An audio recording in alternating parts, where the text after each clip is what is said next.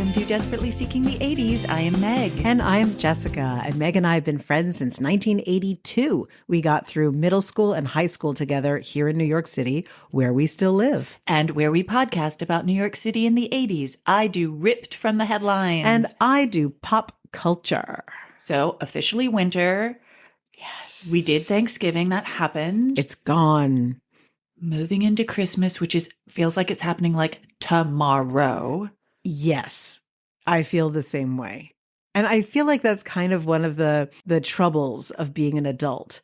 Like nothing is stretched out. Everything is compressed. And I don't know about you, but as I age, I feel like it's even more telescoping, like just down to nothing. I mean, one good thing, at least from my perspective, this used to be such a crazy, crazy time of year that like I would get sort of heart palpitations. I mean, with 2 kids and family and travel and all that kind of stuff, it was just too much. And now that the kids are adult adjacent, it's like, and that I've taken a lot of pressure off myself. Like my Christmas card usually lands at like Valentine's Day. But it's like, always a great card. That's just like life these days. And just to take that pressure off myself and not to feel the pressure to like make Christmas this perfect thing for the 2 kids, you know? Well, I think that's a really common theme, that the madness of the holidays is self-inflicted pressure frequently. No, there's a lot of other people messing around with you. I'm just saying that those who want it to be perfect, it's a big responsibility. Or just happen. Okay, well, there's the whole it happening. Okay, fair. Pretty much lands on my shoulders. But well, then I'm glad that the children being not children is a big plus. Absolutely. We don't have to coordinate around Santa and his lap and all that kind of stuff. It always sounds creepy to me. I can't help myself. That man's lap. It's on the checklist. But yeah, it's going to be really busy because I guess like Thanksgiving was so late this year. But also I'm kind of excited for it too. I don't mind, I don't know, the bustle of New York right now. As you know, I'm going back to London and I'm sort of looking forward to seeing what Christmas is like there. I've been laughing my head off because the people I work with at Thames and Hudson have been kidding me. They're having their Christmas party while I'm there. And they're like, oh, you're Jewish. You can sit in the corner with a slice of pizza. Like, you fuckers. But yeah, I think go to it'll be Harrods really, for sure. Have you seen, I don't know if it's out yet. I bet it isn't. The John Lewis commercials. Are you familiar with these? No. Every year, John Lewis department store does a Christmas commercial that is so sweet and heart-wrenching that like people do reaction videos of themselves crying at the John Lewis commercial. So I don't know, maybe it'll be good. Maybe it's going to be all over the place. That's a British thing? Yeah. Okay. Yeah. It's like heart-wrenching. Anyway, it's so sweet it hurts. Yes.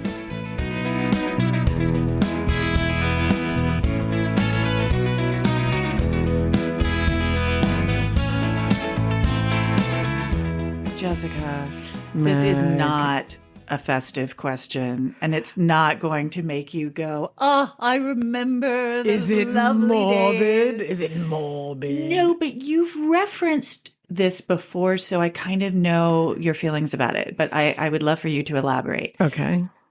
You went to law school in the 90s. I did. And you eschewed defense law. Oh, very much. Now, I just want you to talk a little bit more about that than you have before. Did it even cross your mind that might be a cool thing to do? Like, did you hang with the defense people at all? Were you like, ooh, we used to be friends, but now you're a defense lawyer and now I can't hang with you anymore because you're different?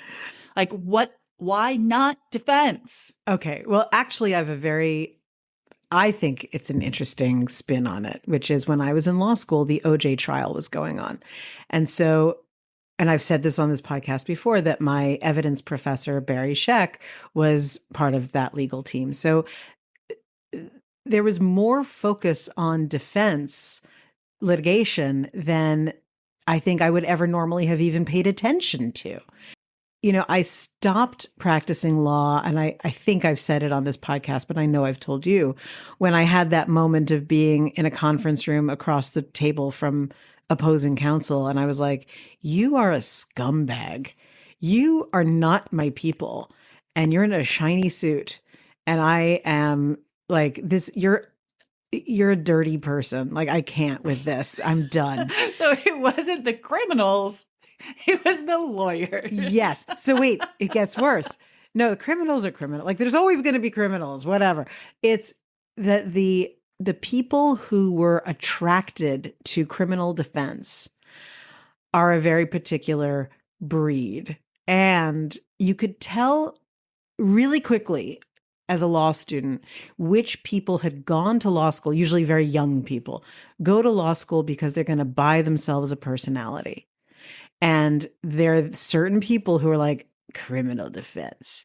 I'm going to talk in the courtroom. I'm going to be aggressive. And it's just a certain kind of scumbag. And you're just like, ugh.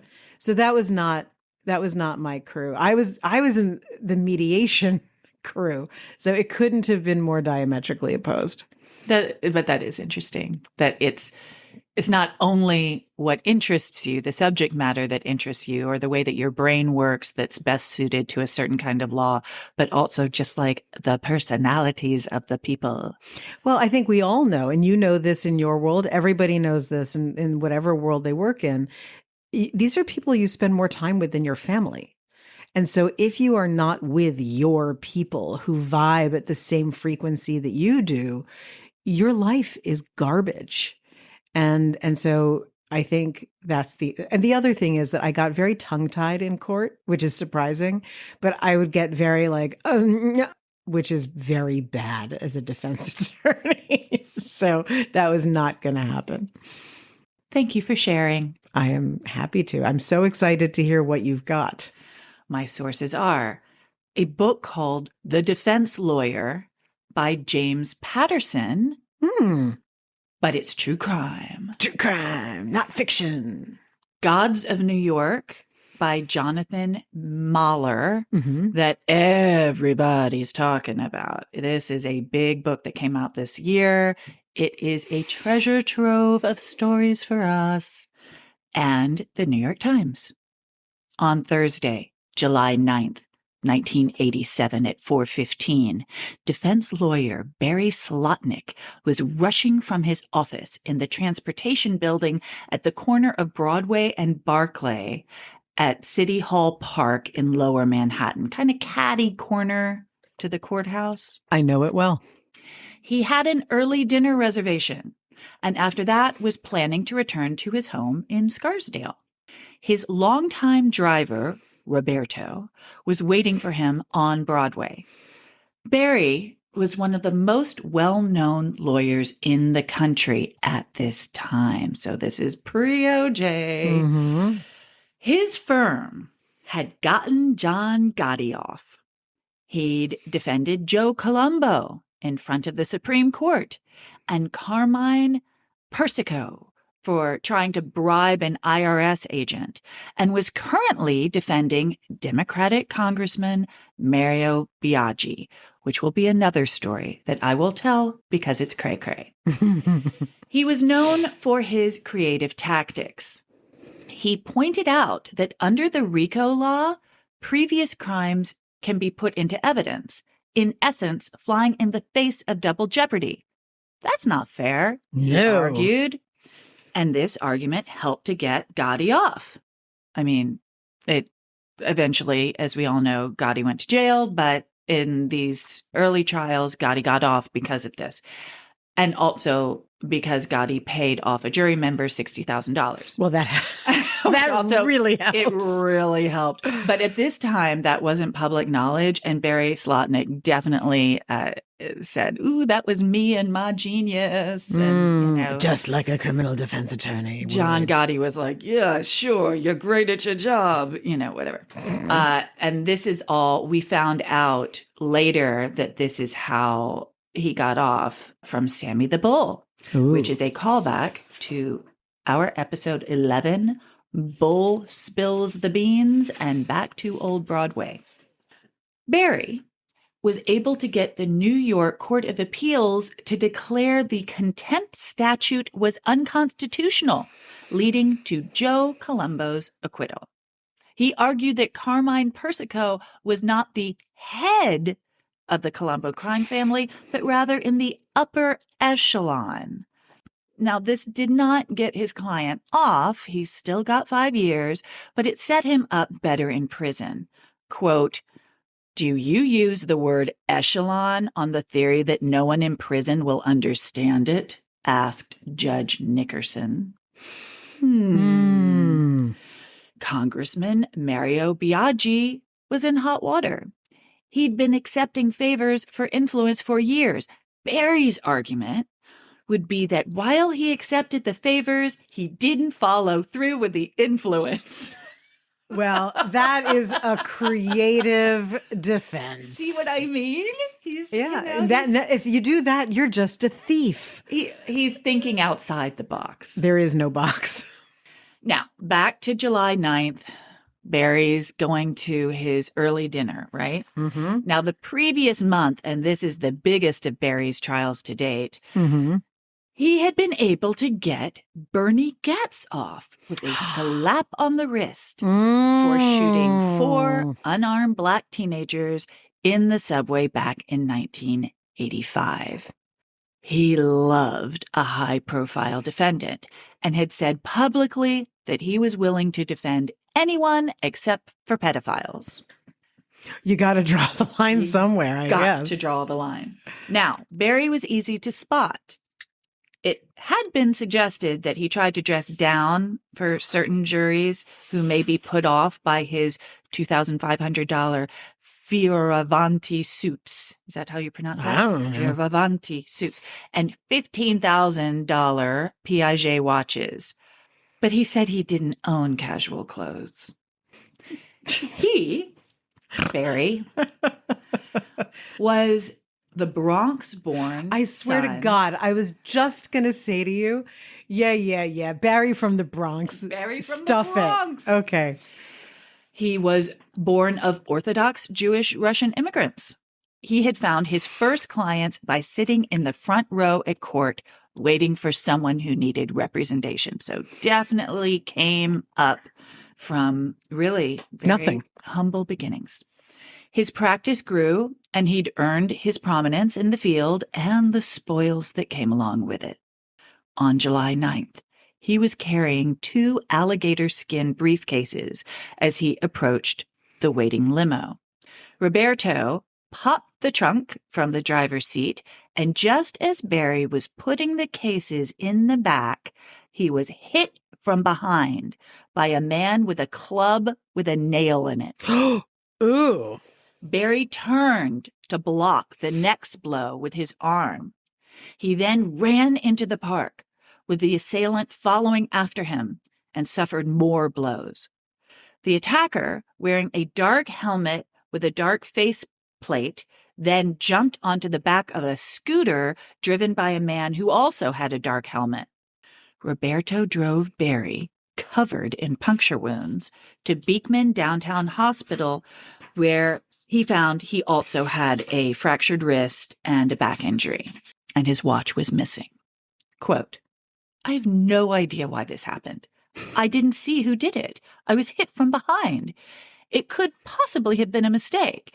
It was one of those things where somebody was using a baseball bat and thought I was the ball." No, it's a good soundbite, but it's like if you constantly muck around with mobsters, someone might get pissed for something. Barry. Speculation went wild. Was the attack somehow connected to the Bernie Getz trial? Half the city was appalled that he had gotten away with shooting those 4 kids. This is a callback to episode 7, Terror on the 2 Train and Virgins Gone Wild.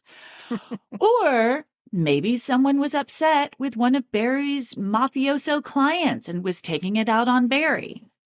Now, Barry insisted publicly that he thought it was a mugging. There had been an article about him the previous week saying he wore $25,000 watches. They had upped it at 10 grand. And his watch was missing. But he also had to admit privately that it didn't really feel like a mugging. The assailant hadn't said anything. No, give me your wallet and watch or anything. So, who was behind the assault? Was it a mugging? Possibly targeted due to his offensively valuable watches? Did it have anything to do with the mob? They were sketchy clients, after all. Maybe a rival mafioso was lashing out. Barry's wife, Donna, hated that he defended these guys. They notoriously did not pay their legal fees. Or maybe it was some kind of protest in response to the Bernie Getz verdict? Do you have any theories? I mean, the mind boggles. It could be. What I think is that it was not a mugging, and taking the watch was to, throw people off the scent. I'm just going to add a possibility in here that's I'm sure not correct, but maybe it was Donna. Maybe Donna was like, I want out of this rat race, and he's not stopping doing it. Maybe a club and a nail. That's enough.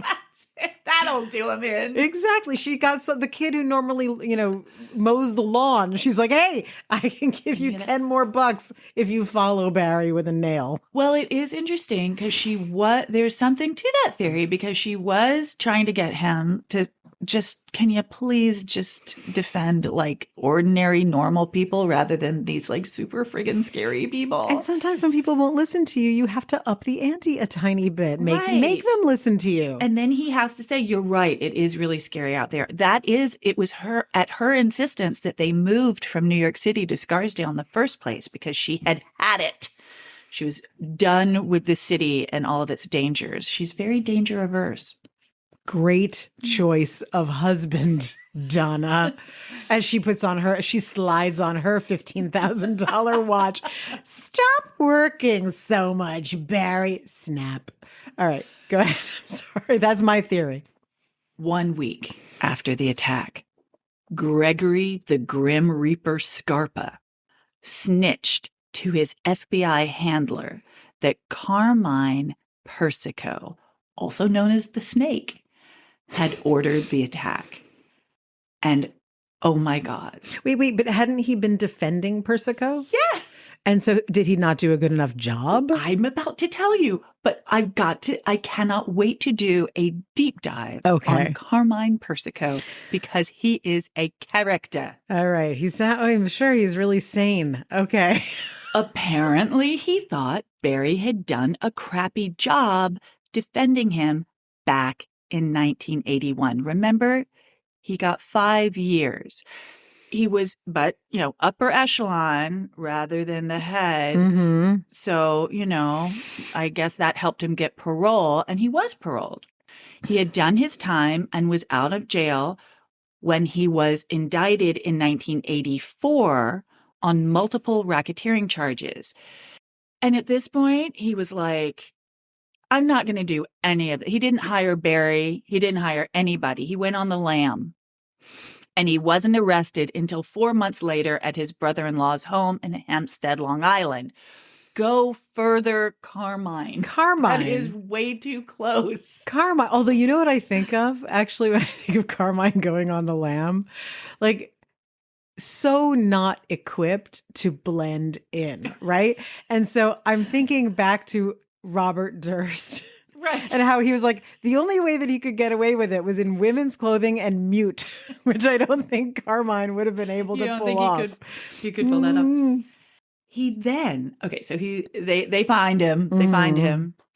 He then acted as his own lawyer. I felt this coming with the hubris and the anger at the lawyer. Okay. In the Mafia Commission trial, which was a huge trial that brought down all the heads of all the different families. It was ginormous. And he was like, I'm going to do a DIY on this one. I believe it's more, I got this.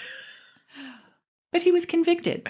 Surprise. On June 14th, 1986, and sentenced to 39 years in prison. In January 1987, after more things came up, he was sentenced to an additional 100 years with no option for parole.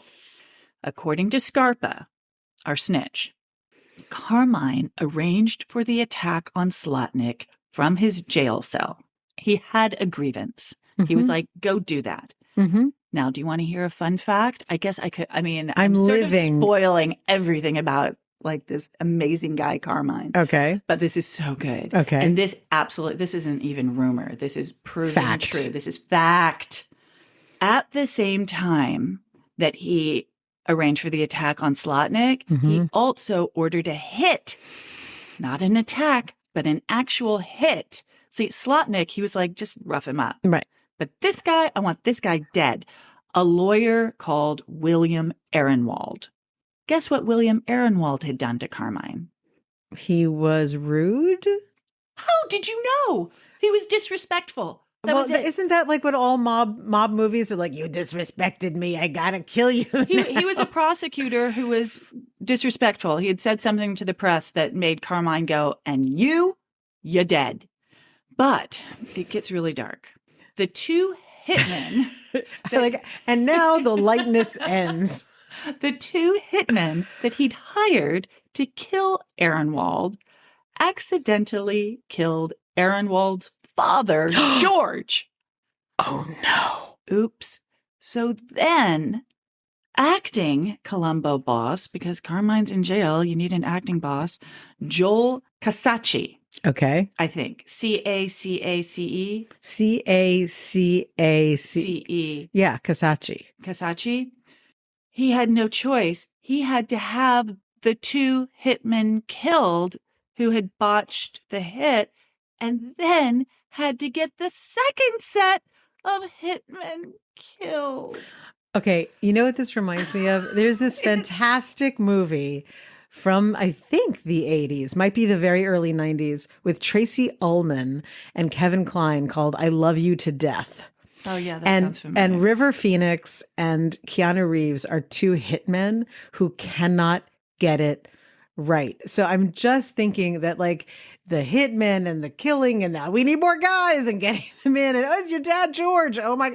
This is a comedy of errors waiting to be made into a film. So many dead people. So including the guy's dad, George. I mean, that's just an oopsie. Horrific. That's a real oopsie. Now, Casacci got in trouble for that.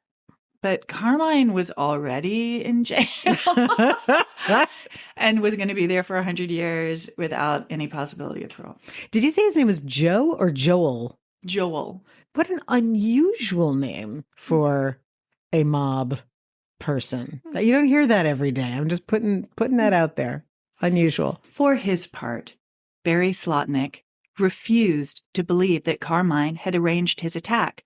Quote, I know it's not true, he told the Post. It's absurd. It really was a mugging. The police did uncover the fact that there was an article in the newspaper earlier noting that I wore a $25,000 watch. I was attacked, and one of the people who attacked me grabbed my watch. And he really didn't want to talk about that anymore at all. Barry Slotnik did not. Well, yes, that was a good move, Barry. Keep it stum on the mob. What you think of the mafia possibly trying to fuck with you. I mean, be quiet. Yeah. Yeah. Just like, no, they're great guys. They would never do this. No. It's common to be mugged with a bat with a nail in it. That doesn't smack of mafia justice at all. He could just as easily have been one of the hit targets. I mean, disrespectful versus not doing your job well. Well, that's why he was blabbing like no. They're great guys. I love them. They're fantastic. These are my wonderful people. Favorite people in the world. They're tremendous. So that is quite a tale. And Barry Slotnik. Now let's bring this back to my original commentary. You can tell the guys who are going to be that when they're in law school. They reek of it. Barry would have gotten it from someone eventually. He lived a long, lovely life. Bar Association loves him. He never did anything corrupt as far as we know. And he retired in Florida, and his son joined his practice, and he stayed married to Donna. And he still walks amongst us. No, he's dead. Oh, well, then there you go. Okay. But of natural causes.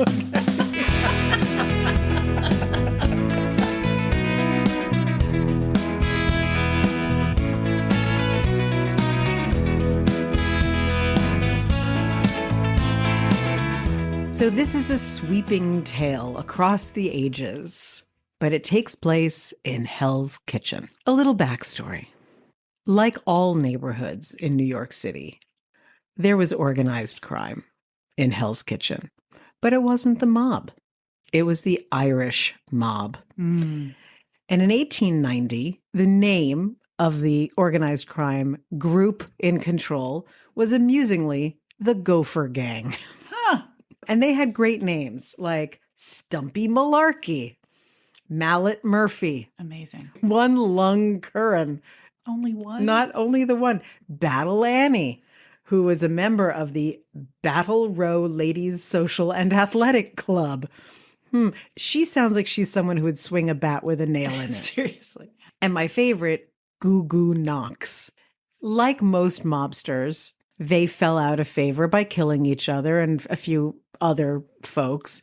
And so the ascendant group was called the Hudson Dusters. Ooh, I love that. They were brought into existence by my favorite, Goo Goo Knox. He pulled in Kid York. Now, this is actually my favorite name, Circular Jack. I can't even visualize. I know. Ding Dong. No last names supplied. They were election fraudsters employed by Tammany Hall to make sure that the right guys got into City Hall. But the problem with the Hudson Dusters was that they were all drug addicts. Oh no, what drug? They loved their cocaine. Okay. Dusters, are we getting there?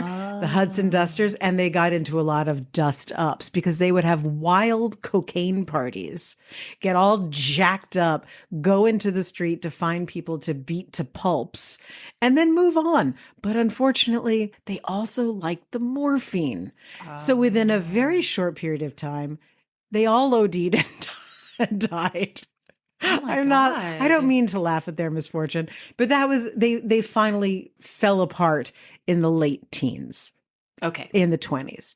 And there were a bunch of other gangs that moved around Hell's Kitchen and the Hudson River area for quite some time.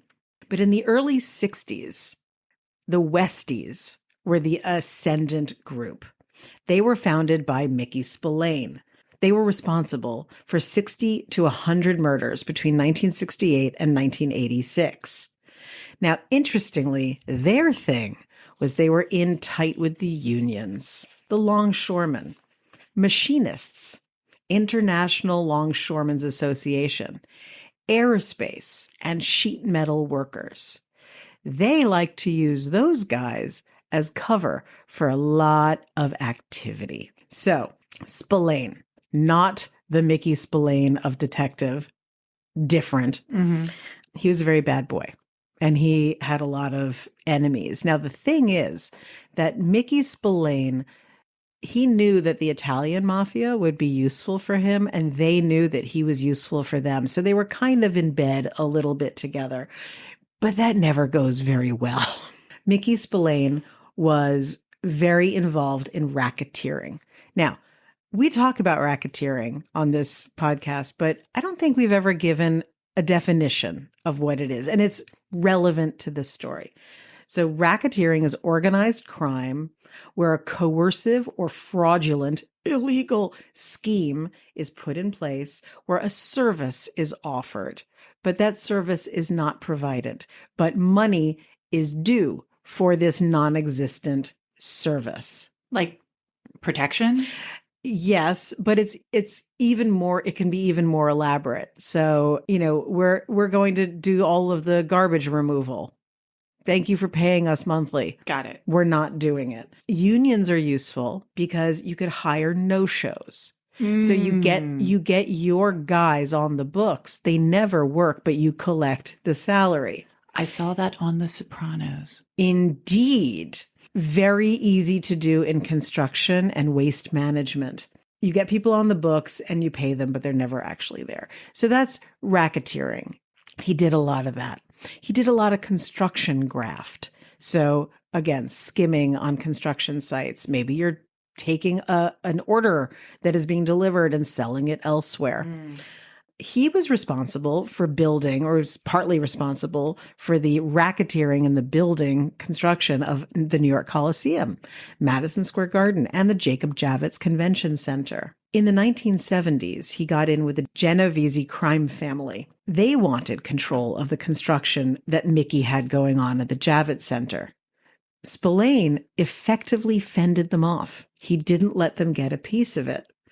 The Genovese family were pissed off. So they went ahead and killed his top 3 lieutenants. Oof. Not good. Spillane was not happy. Nonetheless, he did not retaliate, but he continued his activity. In 1977, Spillane was murdered by a mob contract killer on behalf of Jimmy Coonan, who was part of the Westies. Now, Jimmy Coonan was a bit of a live wire and a bit, let's just say it, nuts. I feel like we've talked about him before. I feel like that's the name of one of the police officers we talked about, but I could just be having aphasia. Or I could be having deja vu. But I'm pretty sure we've talked about Jimmy Coonan. Well, the thing is that Jimmy Coonan saw the writing on the wall. He wanted control of the Westies. And so he got in good with the Italian crime bosses and the crime families. He did a favor for one of the footmen. So that footman turned around and in 1977, as a way to ingratiate himself with the ascendant boss, he saw the writing on the wall. He killed Spillane for Jimmy Coonan. So Jimmy Coonan was no dope. He turned around and gave the Javits contract to the Genovese crime family, and they gave him a cut, and they made sure that he stayed in place. In fact, the person he gave the contract to was Anthony Salerno. All of that brings us very unexpectedly to 1982. Okay. And what happens in 1982? I'll tell you what happens. Yay. On August 3rd, 1982, the U.S.S. Intrepid is brought to Pier 86 on West 46th Street. It sails into place. The majestic U.S.S. Intrepid. Why are you laughing? The reason that this sounds really familiar. Oh, fucking hell. Fuck. I totally researched this story, but I didn't write it. Oh, I thought you were going to say that I was so crazy that you've done this story and I didn't remember that we did it for the podcast. And I was don't think we did. No, we didn't. I don't think we did, but I have thank God. But I have been like reading in a car on a road trip. And that's why all of this stuff with like Jimmy Coonan, I'm like, yeah. And the second you said Intrepid. It's a good story. Continue. Indeed. So the USS Intrepid sails into port forever on West 46th at Pier 86. Now, it took a lot for this to happen.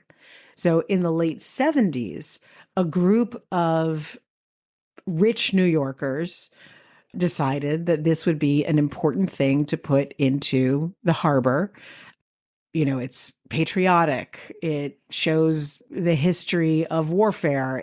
And it's a museum of what's really cool and they thought would get a lot of traffic, which is planes and helicopters and submarines. And I remember cool shit. that they really thought, because like nothing was going on the West Side at that point, and they were like, this will be a destination. Well, unfortunately for them, the construction of the Javits Center was happening, which will come in a moment.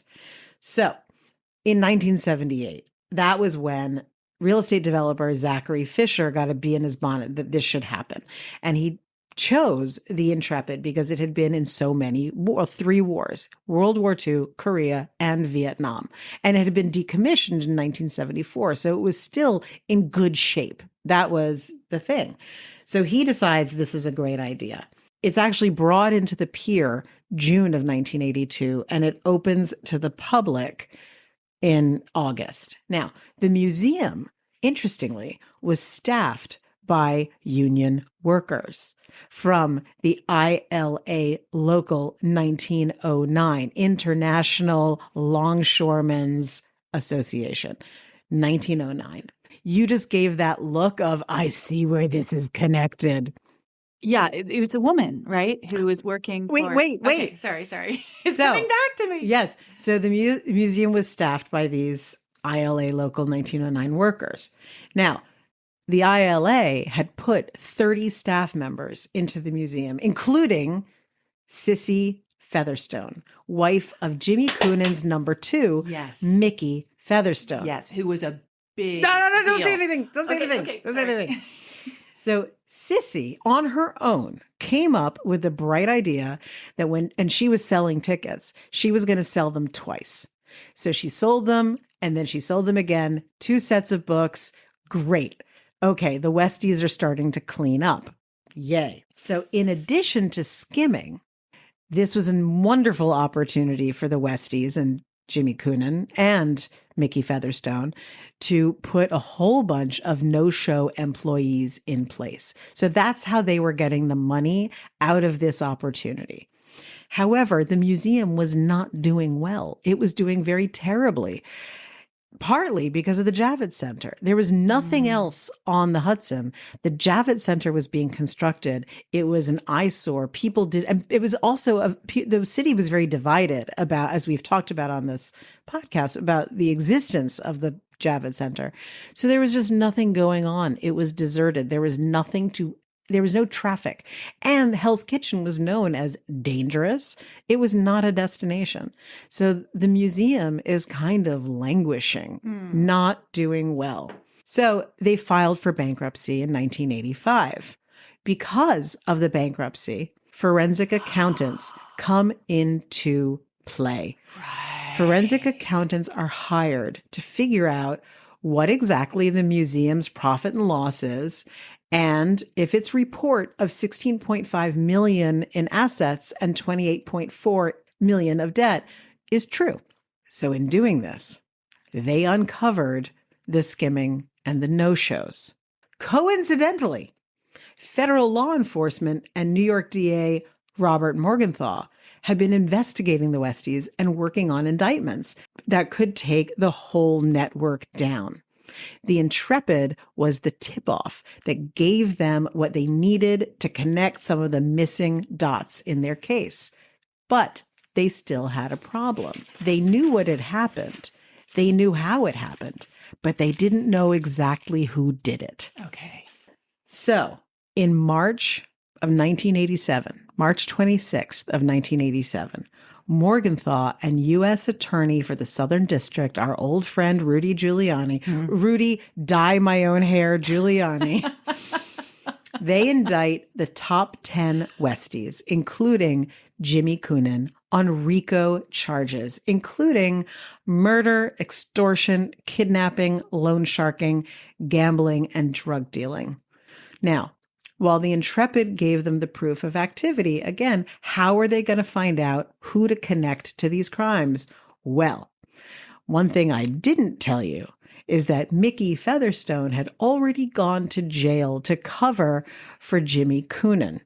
Okay. He didn't enjoy that very much, and he didn't want to get caught up again. So he turned state's witness. And as of 1986, he sent Coonan and 8 others down for 25 years plus. They went down in 1988, and he has been in witness protection since 1987 and still walks among us. Do we know where? Isn't that the point of witness protection? Sammy the Bull is like, I don't like Arizona. I'm coming back to New I York. think Mickey was really happy to be where he was, considering that he had a bunch of sociopaths killing each other that he knew was not going to end well. And Sissy had been in the midst of all of this, so I can only imagine that she was whisked away with Mickey. But Mickey, very interestingly, was known to be one of the most violent members of the Westies.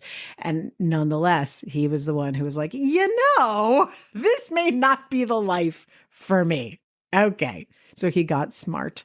And that is how a museum took down the last of the big gangs of Hell's Kitchen.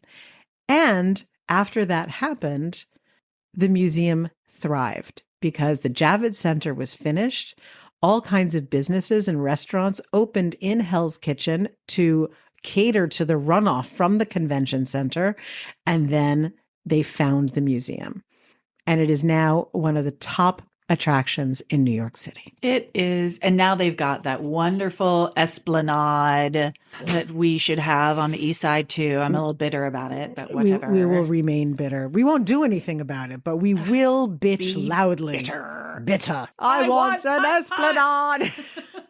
So there you go. That is my mob story. You really gave me a heart attack, and because I've done this before, where I've brought back a topic that we've already done, and I'm like, I don't know where I am. Brought back something where I'm like, you told this story before. Oh, yeah. Look, I have many. Which is fine. I have many charms, but being organized and remembering things are not among them. But isn't that crazy? I mean, I thought I was losing my mind or having like a deja vu moment, but I totally read, I'm sure many, if your source was the New York Times, I read many of the same. New York Times, New York articles. Post, and a great website it's called like Mob Corner. And I can't remember why I ended up not doing. I think I got distracted by something else that, I was like, no, I want to do this one first. So I sort of shelved it, but like ages ago. So I'm not crazy. No. Neither of us is crazy. Oh my God. It's like the opening of the heavens. We've been anointed. Thank God.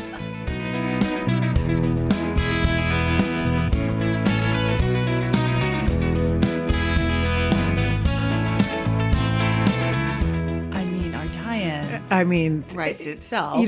For all the times that we've been like really straining to find something. This is our little holiday gift. This is a gift. The mob. And the organized crime. And the people who supported them. Indeed. The killing, the maiming, the hurting, the skimming, and the graft. There it is. That's actually like the name of a law firm.